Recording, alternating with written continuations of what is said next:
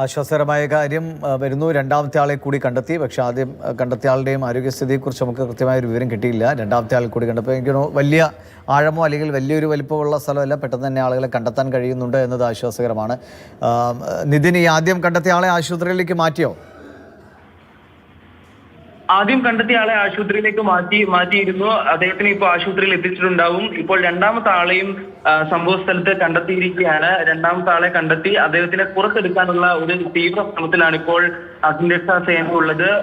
ഇനി ഒരാളെ കൂടെ കണ്ടെത്തേണ്ടിയിരിക്കുന്നു. ആ ആൾക്കുള്ള തെരച്ചിലും കൂടെ നടത്തേണ്ടിയിരിക്കുന്നു. ഇപ്പോൾ നേരത്തെ മറ്റേ ആളെ മുകളിലേക്ക് എത്തിച്ചതുപോലെ തന്നെ അതേ രീതിയിൽ അതേ രണ്ടാമത്തെ ആളെയും നെറ്റ് ഉപയോഗിച്ച് മുകളിലേക്ക് എടുക്കാനുള്ള ശ്രമങ്ങളാണ് ഇപ്പോൾ നടത്തിക്കൊണ്ടിരിക്കുന്നത്. ഫയർഫോഴ്സ് രണ്ടാമത്തെ ആളെ കണ്ടെത്തിയിരിക്കുകയാണ്.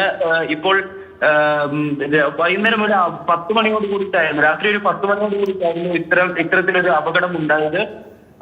അതിനുശേഷം ഏകദേശം 2 മണിക്കൂറാവുന്നു. അതുകൊണ്ട് തന്നെ ഈ മൂവരുടെയും അവസ്ഥ അല്ലെങ്കിൽ അവരുടെ സാഹചര്യം എന്താണ് എന്നുള്ളത് നമുക്ക് അറിവില്ല. അതുകൊണ്ട് തന്നെ എത്രയും വേഗം പുറത്തെടുത്ത് തൊട്ടടുത്ത ഉള്ള ആശുപത്രിയിൽ എത്തിച്ച് ചികിത്സ നൽകുക എന്നുള്ളത് മാത്രമാണ് നമുക്കിപ്പോൾ ചെയ്യാൻ കഴിയുന്നത്. അത്തരത്തിൽ ചികിത്സ ലഭ്യമായി അവരുടെ അവസ്ഥ എന്താണ് എന്ന് മനസ്സിലാക്കിയതിനു ശേഷം മാത്രമായിരിക്കും നമുക്ക് ഒരു എന്താണ് ശരിക്കും സംഭവിച്ചത് എന്ന് മനസ്സിലാക്കാൻ സാധിക്കുകയുള്ളൂ. ഇപ്പോൾ രണ്ടാമത്തെ ആളെയും പുറത്തെടുത്തിരിക്കുന്നു. രണ്ടാമത്തെ ആളെയും പുറത്തെടുത്ത് ആശുപത്രിയിലേക്ക് മാറ്റാൻ പോവുകയാണ്. നെറ്റ് ഉപയോഗിച്ച് പുറത്തെടുത്തു ദിവീഷ് ഇപ്പോൾ രണ്ടാമത്തെ ആളെയും.